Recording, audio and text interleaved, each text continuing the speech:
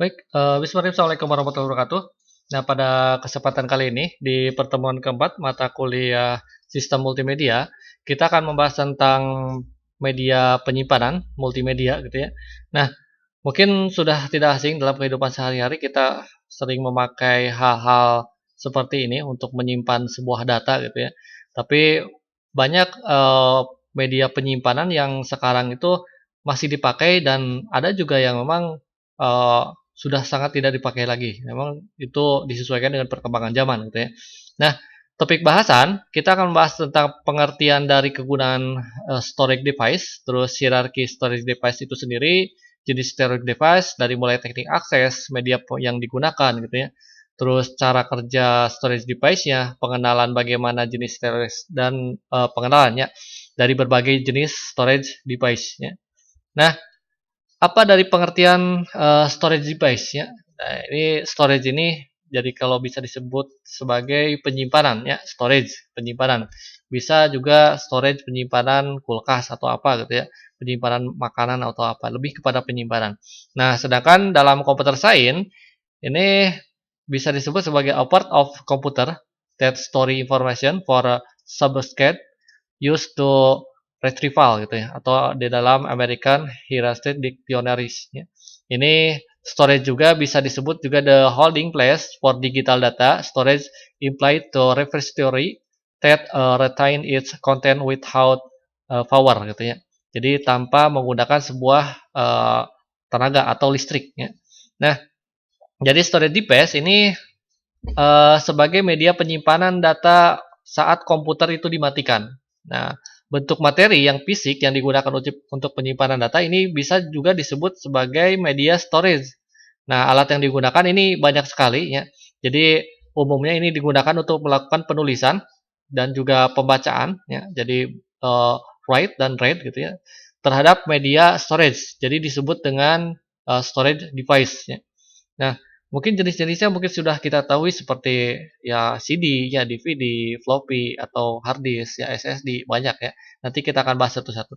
Nah, terus mengapa perlu storage device? Mengapa perlu media penyimpanan? Ya, pada awalnya ini penyimpanan ini bersifat volatil ya atau data yang akan hilang bila tidak ada listrik. Jadi kalau seandainya data itu dulu-dulu awal-awal ada komputer gitu ya.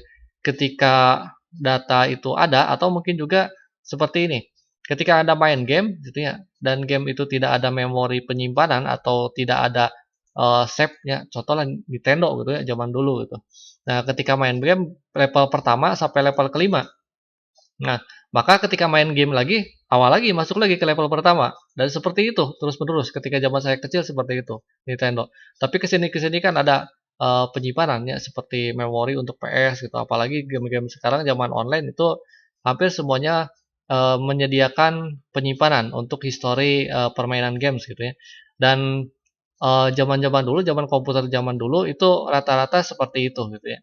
Jadi ketika mengerjakan ya sudah dikerjakan saja. Kalau tidak ada ya kembali ke awal lagi gitu ya. Nah, tapi kalau seandainya tidak ada listrik. Tapi kalau ada listrik ya memang bisa disimpan gitu ya. Nah, sesuai perkembangan zaman akhirnya storage device ini bisa menyimpan data tanpa adanya sebuah aliran listrik gitu ya. Nah, muncul external storage, secondary storage ini di mana data tidak akan hilang maupun walaupun tidak ada listrik. Jadi tidak ada aliran listrik itu tetap data itu tetap ada gitu ya. Jadi tetap terbaca gitu. Nah, karena ada write yang tadi ya, ada penulisan yang tadi ya. Nah, ada kemungkinan data itu disimpan, rusak, sehingga diperlukan teknologi untuk meng-backup data atau kebutuhan untuk distribusi data itu sendiri gitu ya. Atau mungkin juga mirroring, kalau mungkin juga dalam sebuah database itu lebih kepada pengkopian ya, sebuah database. Nah, ini tabel perkembangan storage device dari mulai generasi pertama. Ada magnetic drum gitu ya. Jadi drum ini untuk penyimpanan magnetik itu sebesar drum ya, besar sekali penyimpanannya gitu ya. Tapi bersifatnya ini magnetik. Jadi kalau zaman-zaman dulu itu seperti apa? Seperti kaset ya, kaset atau apa gitu ya. Terus di generasi kedua ada magnetic core. Di generasi ketiga juga sama magnetic core. Di generasi keempat ada LSC, ini pakai semiconductor. dalam memakai memory chip ya. Zaman sekarang juga masih digunakan memory chip. Terus ada VLSI, semiconductor memory chip ya. Terus ada di secondary storage. Kalau tadi primary storage ya, di secondary storage ini juga sama, magnetic tip dan magnetic drum ini digunakan meskipun sekarang magnetic drum itu sudah jarang sekali digunakan. Kalau tape itu sudah ada gitu ya, sudah ada. Zaman-zaman dulu saya kecil masih dipakai, tapi kalau zaman sekarang magnetic tape itu sudah eh, tidak ada ya, hampir tidak ada karena penyimpanannya sangat kecil dan memang sudah digilas atau sudah hilang dengan media penyimpanan yang lain yang memang kapasitasnya lebih besar dan memang lebih lebih efektif ya, lebih tahan lama. Nah, terus di generasi kedua untuk penyimpanan secondary storage seperti magnetic disk ya, magnetic disk, terus ada disk magnetic tape, terus ada optical seperti CD, DVD, terus di generasi kelima ada optical dan magnetic disk. Ya, zaman sekarang mungkin istilahnya hard disk ya. Meskipun di dalam hard disk itu ada lempengan tembaga, terus ada lempengan di dalamnya ada ruang hampa udara. Nanti kita akan lihat di sana di gambarnya ya. Nah, eh, trennya ini pada kesini semakin kesini ini semakin masif ya. Jadi menggunakan magnetic dan optical media untuk penyimpanan storage secondary ya. Nah, kalau untuk primary ya, di dalam sebuah komputer itu lebih kepada memang kapasitasnya menjadi lebih kecil ya, dengan sirkuit yang memang lebih lebih kecil tapi penyimpanannya akan lebih besar. Nah, ini untuk hierarkinya kalau digambarkan ini dalam cache memory itu penyimpanannya kecil ya, tapi kecepatannya itu lebih lebih cepat ya. Terus ada main memory, ada flash memory, ada magnetic disk. Ini kecepatannya menurun tapi untuk penyimpanannya lebih besar. Optical disk itu juga sama, lebih besar. Jadi kalau magnetic disk seperti apa? Seperti floppy disk ya. Disket gitu. Disket itu kecil, tapi kalau dibandingkan dengan CD, di CD itu penyimpanan lebih besar ya. Nah, terus ada magnetic tape. Magnetic tape ya seperti apa ya? Seperti zaman-zaman dulu mini DV ya. Nanti akan diperlihatkannya. Contoh seperti penyimpanan handycam zaman dulu ya. Nah, terus jenis storage ini tekniknya dibagi dua sebenarnya secara garis besar untuk penyimpanan storage ini dibagi dua, ada sequential, ada direct. Jadi kalau sequential storage ini lebih kepada penyimpanannya harus dari awal ya, atau top ya, atau mungkin juga dari awal dibaca sampai nanti terakhir. Tapi kalau direct itu bisa meloncat langsung ya. Kalau direct itu.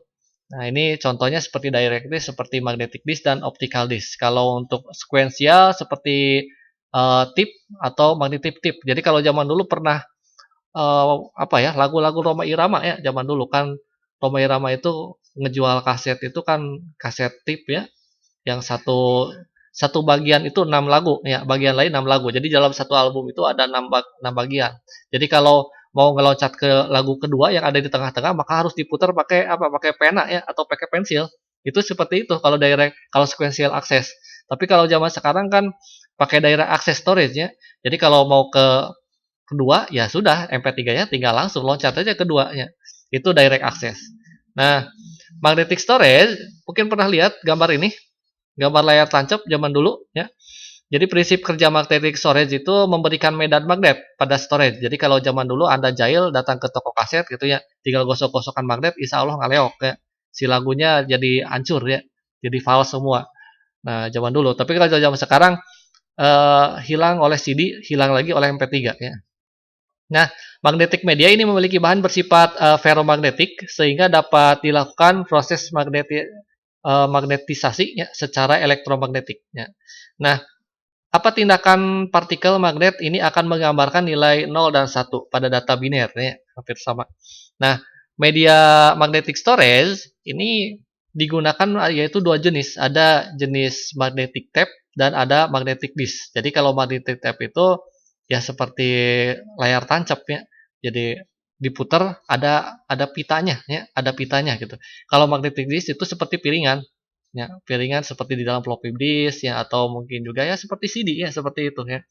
Tapi bentuknya seperti piring kalau magnetic disk. Tapi kalau magnetic itu berbentuk seperti pita ya.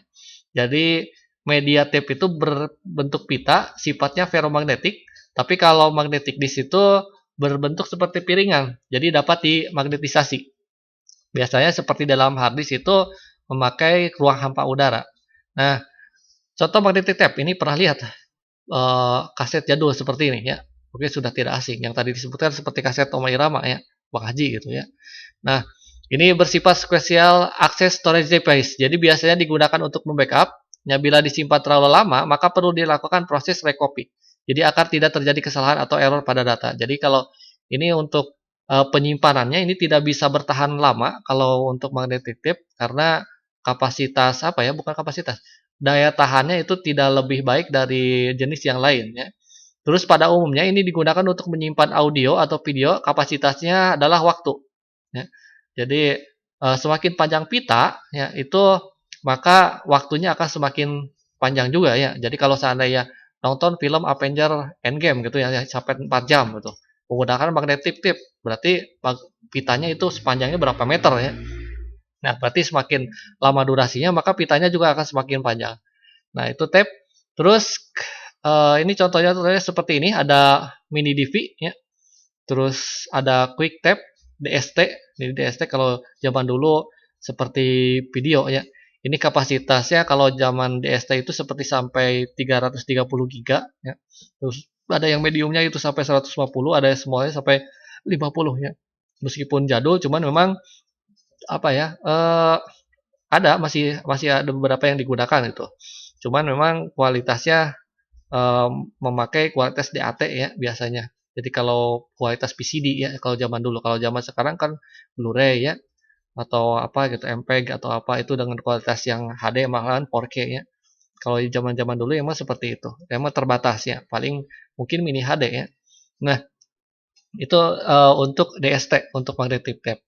Atau contoh seperti ini, ada DV dan mini DV. Kalau seandainya Anda pernah punya handycam zaman dulu, handycam kalau handycam zaman sekarang itu sudah pakai micro SD gitu ya. Kalau zaman dulu itu pakai mini DV. Ini untuk penyimpanannya itu memakai kaset. Ya sama seperti kaset tip, cuman ukurannya kecil ya. Ukurannya kecil. Nah, ini seperti pakai SLR data cartridge atau sampai kadang-kadang bisa sampai 70 GB juga ada ya. Nah, cuman kalau untuk handycam memang itu terbatas ya. Nah, tapi kalau zaman sekarang meskipun mini DP itu terbatas ya, tapi kalau sudah pakai micro SD atau apa dengan kapasitas yang segitu besar itu bisa merekam video yang lebih besar lagi dengan kualitas yang lebih bagus lagi ya. Nah, magnetic disk ini contoh magnetic disk dibagi menjadi beberapa track atau sektor, terus ada beberapa gabungan atau bisa disebut dengan cluster ya. Beberapa gabungan sektor. Terus formatnya bisa menggunakan seperti low format atau high level. Nah, ini track itu seperti apa ya? Seperti ketika kita jalan lari. Nah, kalau lari itu kan ada tracknya, ya. Ada jalur larinya. Kalau sektornya itu lebih kepada bagiannya gitu ya, gabungan beberapa sektor. Contoh sektor A ya di sini gitu ya, itu one sektor. Terus selanjutnya ada sektor B gitu ya, ada selanjutnya. Nah, kalau track ini sesuai dengan jalur putaran. Ya. Nah, track ini adalah lingkaran konsentris pada disk. Ya. Track juga dibagi menjadi beberapa bagian disebut dengan sektor. Sektor juga pada umumnya berukuran 52 byte. Ukuran unitnya terkecil atau bisa di read-write gitu ya, atau bisa dibaca dan ditulis ya. Nah, terus ada floppy disk. Nah, mungkin kalau zaman-zaman dulu ketika saya SMA masih mengalami menggunakan pakai ini ya, sebelum ada flash disk. Nah, floppy disk atau disket zaman dulu itu bahannya dibungkus plastik, materialnya magnet, menggunakan disk, bukan menggunakan tape ya. Tadi kalau tape itu pita, kalau ini disk piringan ya. Kedua sisinya juga dapat digunakan. Nah, kalau disk-disk ini memang sudah hampir tidak ada ya untuk floppy disk ini. Malahan banyak digunakan untuk menggunakan kacamata gerhana matahari ya.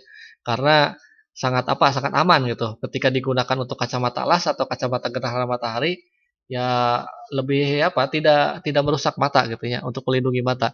Nah, ini kapasitasnya sangat kecil cuma 1,4 MB gitu ya. Jadi kalau Anda memasukkan kalau zaman dulu ketika zaman saya SMA memasukkan materi pramuka itu satu buku.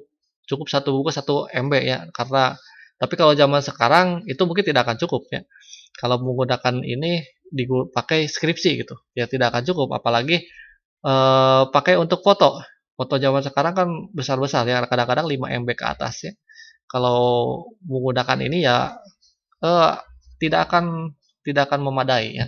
Semakin ya kapasitas kecil, terus penyimpanan juga atau ruangnya itu terlalu besar ya, atau ukurannya terlalu besar.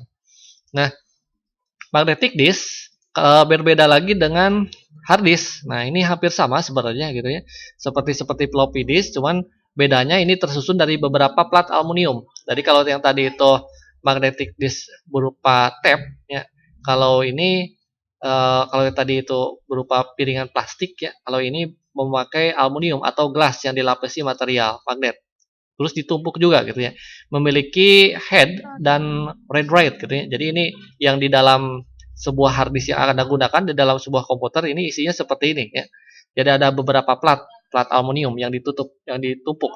Nah, kalau dibuka ini ada ruang hampa udaranya. Jadi supaya apa? Supaya memagnetisasi, supaya si piringan itu bisa memutar ya, bisa lancar gitu. Nah, ini hard disk. Memang di dalam juga tidak cuma piringan saja, tapi ada beberapa komponen juga di sana. Nah, ini seperti untuk kalau digambarkan ini seperti ini. Ada headnya untuk membaca dan untuk menulisnya. Ya. Terus ada piringannya, ada motornya untuk memutarnya. Terus disknya itu sekitar panjangnya 5,2. Terus akses ARM untuk mengakses datanya gitu ya. Nah, ini kalau digambarkan ini seperti ini untuk floppy disk ya. Nah, Nah ini jadi isinya itu piringannya bukan piringan seperti disket bukan, jadi ya herang gitu ya. Jadi pakai aluminium ya untuk jadi piringannya memakai bahan logam ya untuk harddisk. Nah harddisk ini beberapa piringan silinder jadi ditumpuk ya, jadi tidak satu makanya kapasitasnya juga besar ya di sini. Nah terus ada optical disk. Nah ini optical banyaknya mungkin sekarang digunakan tapi sudah hampir semakin ke sini optical storage ini sudah semakin hilang dan komputer laptop zaman sekarang itu sudah jarang sekali menggunakan optical storage. Jadi semakin tipis laptop akhirnya ya kebanyakan sudah memakai flash disk ya. Maka akhirnya si CD ini dihilangkan ya hampir sama seperti dalam komputer ya. Kalau komputer itu dulu sudah masih menyediakan floppy disk untuk disket, tapi kalau zaman sekarang floppy disk itu di dalam sebuah CPU itu sudah tidak ada. Cuma ada CD saja ya, dan USB. Mungkin kedepannya yang namanya untuk memasukkan CD gitu ya, untuk hard disknya ya, itu sudah hilang, mungkin dihilangkan dari beberapa perangkat entah itu komputer atau laptop. Nah, optical storage ini menggunakan sinar untuk melakukan pembacaan, biasanya menggunakan sinarnya inframerah gitu ya. Permukaan medianya dibuat seperti tanah datar berlubang, tentunya memiliki efek yang berbeda dalam pemantulan cahaya ya.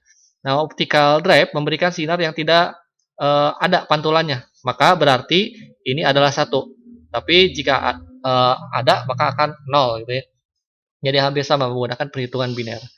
Nah, lapisan storage ini biasanya dipakai umumnya yang tadi ya. Kalau untuk yang sebelumnya itu pakai aluminium, ini dilapisi dengan film lacquer untuk mencegah aluminium beroksidasi gitu ya. Beroksidasi atau menguap gitu. Nah, pada umumnya proses pembacaan ini digunakan sinar inframerah yang tadi. Jadi hati-hati ya ketika melihat piringan laser disk dilihat oleh mata itu bahayanya. Karena itu untuk pembacaan disk sendiri. Nah, ini banyak macam-macam. Ada seperti DVD, ada CD, mini DV, ada CDR, CDRW gitu ya. Atau juga seperti MO atau magnetic optic itu sama-sama menggunakan optical storage dengan kapasitas yang berbeda-beda ya. Nah, kalau optical storage juga sama, itu pembacaannya tracknya menggunakan tracking ya. Trackingnya dari yang terkecil sampai yang terbesar ya. Jadi kalau Anda zaman dulu untuk membacanya ya memang kalau di burning gitu ya. Kalau datanya sedikit maka kelihatan untuk pembakarannya itu sedikit. Tapi semakin ke sini akan semakin melebar gitu kalau datanya banyak gitu ya.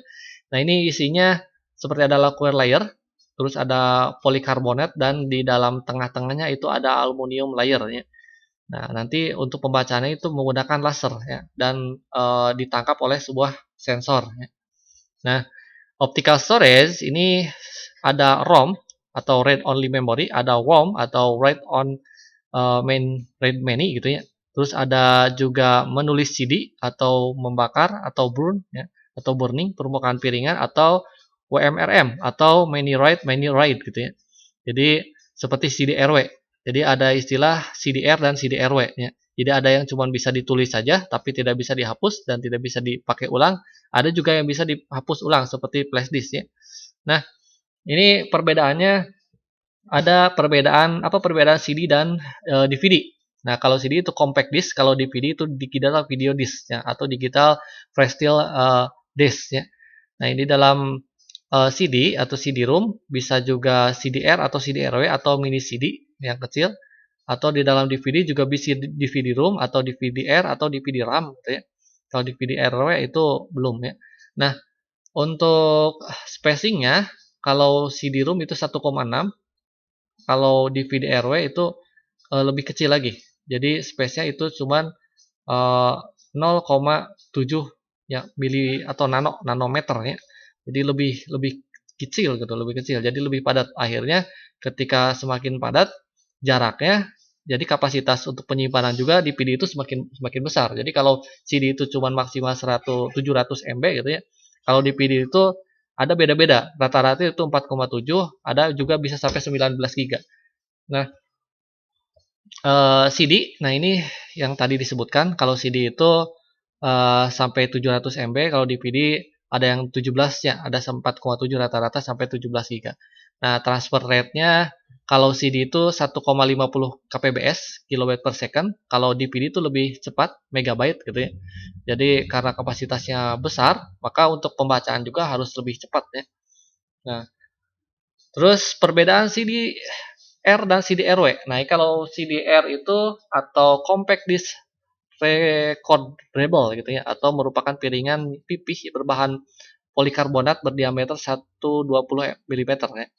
Ini datanya ditulis dalam ROM atau write on read many gitu ya. Jadi ditunjukkan bahwa ini dapat diisi sekali dan selanjutnya hanya bisa dilihat saja gitu ya, atau dibaca saja. Jadi tidak bisa diisi kedua kalinya. Jadi tidak bisa dihapus terus diisi ulang, tidak. Nah, berbeda dengan CD-RW. Nah, ini compact disk recordable and writable ya. Nah, ini CD-RW digunakan pada logam perpaduan antara perak, idanium, antimon, dan tellurium ya. Ini lapisan perekamnya dapat diubah datanya berkali-kali. Jadi beda bahan juga ya. Nah, ini dapat juga ditambah atau diganti atau dihapus sewaktu-waktu. Ini kalau CD-RW. Cuman ya memang sama sih, kalau semakin banyak hapus isi kadang-kadang si CD-RW juga tidak tahan ya, akhirnya rusak gitu. Jadi berbeda dengan flash disk yang memang bisa hampir tidak terbatas ya. Tergantung umurnya sebenarnya juga, itu juga tergantung kualitas flash disk itu sendiri. Nah, terus ada fluorescent multilayer disk. Ini bisa lebih besar lagi ya. Bisa lebih besar lagi dari yang tadi. Sama optikal, kapasitasnya bisa 20 GB sampai 140 GB. Transfer rate-nya ini lebih besar lagi, sampai 1 GB per second ya. Jadi layernya itu bisa sampai 3 layer, bukan 1 layer ya. Nah, terus ada solid state atau SSD ya. Ini state drive atau SSD. Perangkat ini penyimpanan solid, ini menggunakan rakitan sirkuit yang terintegrasi pada penyimpanan data yang terus-menerus. Biasanya digunakan untuk memori flash ya. Ini berfungsi sebagai penyimpanan sekunder atau hierarki penyimpanan komputer. Nah, solid state ini juga kadang disebut dengan solid state device atau solid state disk ya. Atau meskipun SSD ini memiliki disk permintaan fisik, ini dan kepala baca ditulis bergerak, digunakan dalam hard disk atau HDD, atau juga kadang juga bisa dipakai di disket. Ini kalau dibandingkan dengan drive elektromagnetis, SSD ini biasanya lebih tahan dalam guncangan fisik. Jadi secara diam-diam atau dalam waktu akses yang memang lebih cepat. Jadi kalau Anda menggunakan hard disk terus menggunakan SSD, pasti bedanya. Untuk bobotnya juga lebih ringan, bisa sepertiga. Jadi kalau hard disk itu bisa 3 gram gitu, kalau SSD itu mungkin 1 gram, ya sangat ringan. Jadi kalau dilempar juga kena lantai juga tidak akan apa-apa ya, tidak akan rusak piringannya. Kalau hard disk kalau kena lempar, piringan hampa udaranya rusak ya sudah, innalillahi ya. Nah, kalau SSD selain tahan guncangan, juga kecepatannya juga berbeda. Kalau seandainya Anda melihat di YouTube, ada yang pernah mengetes kecepatan laptop yang sebelumnya menggunakan hard disk, terus diganti memakai SSD gitu ya. Nah, sebelum menggunakan hard disk, untuk ketika startup itu sampai 25 detik kalau di detik, tapi ketika menggunakan SSD cuma 8 detiknya. Jadi hampir lebih dari sepertiganya kecepatannya itu lebih cepat ya. Nah, berbeda lagi dengan komputer kuantum. Kalau komputer kuantum itu lain cerita ya. Kalau komputer kuantum itu kan bitnya kalau dalam sistem operasi, kalau komputer biasa yang kita gunakan itu ada 1010 biner ya. Itu harus berurutan. Kalau kuantum itu bisa 0 dan 1 itu bisa berubah-ubah. Jadi kecepatan lebih cepat. Cuma sayangnya komputer kuantum itu belum dipasarkan ya. Tapi kemungkinan di masa depan komputer kuantum itu akan digunakan oleh banyak orang ya. Tapi sekarang itu masih dalam tahap penelitian dan penelitiannya itu katanya gitu ya dalam teori geografi itu sampai 50 tahun gitu ya, lumayan lama gitu. Nah, bentuknya juga beda. Silahkan cari di Google saja komputer kuantum itu seperti apa ya. Nah, terus ada penyimpanan holografik. Nah, holografik ini beda lagi. Ini menggunakan teknologi potensial, jadi penyimpanan datanya berkapasitas lebih tinggi, sementara perangkat penyimpanan data magnetik dan optik bergantung pada bit individu. Jadi yang disimpan sebagai perubahan magnetik atau optik. Nah, ini permukaan media perekaman penyimpanan holografik dicatat informasinya seluruh volume. Medianya mampu merekam dengan gambar dan area yang sama, pemanfaatan cahayanya gitu ya. Jadi ada yang menggunakan laser ya, laser beam sama gitu. Cuman lensanya itu bisa dibolak-balikan. Ada yang menggunakan mirror, ada yang menggunakan cermin, ada juga menggunakan kristal gitu ya. Jadi penyimpanan magnetik ini bisa secara linear ya dan bisa secara paralel ya dan membaca lebih kepada jutaan bit secara paralel. Jadi kecepatan transfernya juga lebih besar daripada optikalnya. Nah, ini kalau holografik. Cuman jarang sekali ya. Kebanyakan itu memakai kalau dulu-dulu itu masih optikal. Kalau holografik itu belum setren optikalnya. Lebih kepada solid kalau zaman-zaman sekarang. Nah, terus ada magnetic storage device yang lain. Contoh seperti flash disk. Nah, ini flash disk juga sama ya. Ini pemakaian flash disk seperti compact flash, smart media, terus ada memory stick, memori SD atau XD picture card ya. Ini sama menggunakan magnetic storage, cuman kapasitasnya ukurannya lebih kecil ya. Tapi semakin ke sini dengan ukuran kecil tapi penyimpanannya lebih besar ya. Nah, terus ada juga smart card. Nah, kalau Anda menggunakan SIM card itu sama, itu ada smart card. Jadi kalau Anda pernah jalan-jalan ya atau melihat film cowboy di luar negeri gitu ya atau film apa gitu ya, film barat. Itu mereka tidak ada yang jaga POM ya, tidak ada gitu. Jadi kalau mau bayar bensin itu pakai smart card. Jadi mereka ngisi sendiri ya, bayar sendiri ya. Dan mengeluarkan bensin juga sesuai dengan saldo ya seperti Etol ya, sama. Cuma smart card itu beda teknologi. Smart card itu ya ada chipnya di sana. Jadi kartu ini kartu cerdas. Biasanya kalau digunakan dalam SIM cardnya plastik dilengkapi dengan sebuah chip. Nah, ini chip di sini sebenarnya emas sih sebenarnya. Jadi kalau Anda mengumpulkan smart card banyak gitu ya, itu Anda bisa mengumpulkan emas. Cuman ya nanogram ya, jadi sangat kecil. Cuman itu ya emang bahannya itu dari emas ya. Kartu ini setara dengan sebuah komputer. Dalam sebuah komponen memiliki komputer yang dimiliki juga oleh kartu ini. Memori, prosesor, sistem operasi, dan yang lainnya. Gitu. Itu smart card. Ya. Nah, terus ada NFC. Nah, ini NFC sering dipakainya di dalam tol atau di dalam handphone Anda yang mempunyai NFC. Jadi NFC ini adalah singkatan Near Field Communication atau bisa diartikan sebagai komunikasi medan dekat. Jadi kan beda-beda ya. Untuk komunikasi itu kalau NFC itu harus nempel ya, harus nempel seperti salaman gitu. Maka harus ditempelkan ketika tol gitu ya. Atau seperti Bluetooth kan, Bluetooth itu bisa sampai 10 meter gitu ya, bisa digunakan untuk headset kalau zaman dulu. Kalau ada juga seperti infrared ya, infrared itu kalau transfer data kalau zaman-zaman dulu, zaman-zaman handphone Symbian Nokia gitu ya, itu menggunakan infrared dan harus diadukan meskipun memang jarak transfernya itu bisa sampai kurang dari 1 meter ya, lebih panjang dari NFC. Cuman memang akhirnya digantikan dengan Bluetooth. Kalau Bluetooth kan bisa transfer data ya dengan kecepatan memang ya lebih cepat, dengan jarak juga lebih panjang. Tapi zaman sekarang kecepatannya itu kalah dengan WiFi. Akhirnya kan ada apa? Ada share it atau apa gitu ya. Dan kecepatan lebih besar, terus panjang jarak untuk transfer juga lebih panjang juga ya. Nah itu kalau NFC memang digunakan untuk apa ya? Kenapa kenapa jaraknya pendek NFC atau NERD itu ya? Karena memang digunakan untuk penyimpanan uang. Ya bayangkan kalau saya untuk penyimpanan jaraknya bisa panjang, mungkin gampang dicopet ya. Jadi kenapa digunakan NFC? Ya memang seperti itu. Jadi rata-rata itu digunakan untuk penyimpanan. Jadi zaman-zaman dulu 10 tahun ke belakang, 10 tahun, 20 tahun ke belakang ya, di Jepang itu semua handphone Jepang seperti handphone Kodomo, Docomo ya, jenis-jenis banyak, ada tiga jenis handphone Jepang sebenarnya. Jadi kalau di Jepang itu pernah ada acara iPhone free for Jepang gitu, tapi tidak laku kata kata dosen saya yang kerja di sana. Karena apa? Teknologi handphone mereka itu lebih pintar, lebih canggih gitu ya. Jadi bayar kereta api, bayar apa, tinggal letakkan handphone saja. Jadi NFC itu sudah 20 tahun ke belakang itu di Jepang sudah dipakai. Kalau di kita itu baru sekarang-sekarang ini ya, NFC ini. Jadi fitur NFC ini membutuhkan dua perangkat masing-masing kompatibel, satu bertindak sebagai transmitter, satu juga jadi penangkap sinyal gitu ya, sebagai penangkap sinyal. Juga ada dua jenis perangkat yang kompatibel dengan NFC itu sendiri. Jadi yakni perangkat pasif dan perangkat aktif. Nah, perangkat pasif biasanya kartu seperti kartu elektronik atau transmitter kecil lainnya ya. Biasanya mengirim informasi ke perangkat NFC lainnya atau tanpa membutuhkan daya atau listrik, itu NFC ya. Nah, terus ada kartu memori. Nah, ini kartu memori seperti dalam penyimpanan dalam handphone ya, atau dalam untuk apa ya, untuk video, untuk kamera digital atau apapun ya.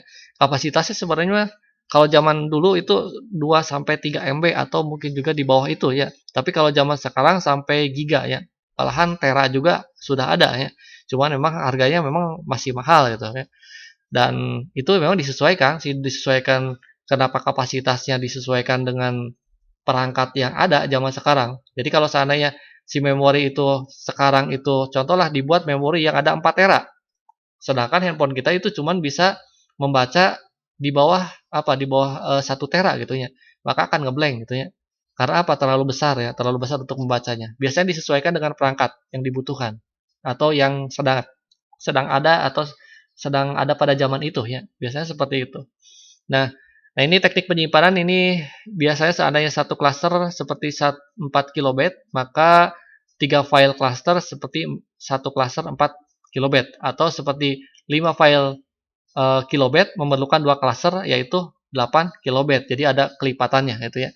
Jadi cluster-cluster atau mungkin juga lipatan dari tracks ya kalau di dalam CD yang tadi digambarkan ya. Jadi review ini rangkuman. Jadi data ini disimpan dalam storage ini umumnya bersifat biner, 1 dan 0. Storage juga dapat dibagi menjadi 2, ada primary dan secondary ya. Terus dari segi pengaksesan yang tadi disebutkan ada sequential access, harus berurut, ada juga direct, langsung meloncat ya. Terus ukuran storage juga perkembangan ini sangat pesat ya. Di sisi fisik ini semakin kecil, kapasitasnya semakin besar ya. Penurunan harganya juga relatif lebih tinggi dalam 10 tahun terakhir ya. Jadi kalau zaman dulu itu mungkin zaman sekarang lah. Zaman sekarang yang 1 tera itu bisa sampai 1 juta lebih flash disk ya. Tapi kalau zaman 10 tahun ke belakang, mungkin 1 tera itu akan lebih murah ya, mungkin ratusan ribu ya. Ratusan ribu atau mungkin puluhan ribu. Nah, kelemahan magnetic storage ini dapat terpengaruh oleh gelombang elektromagnetik yang tadi ya disebutkan. Jadi kalau ngejailin tukang kaset tinggal digosok-gosok ya, pasti ngaleok gitu ya.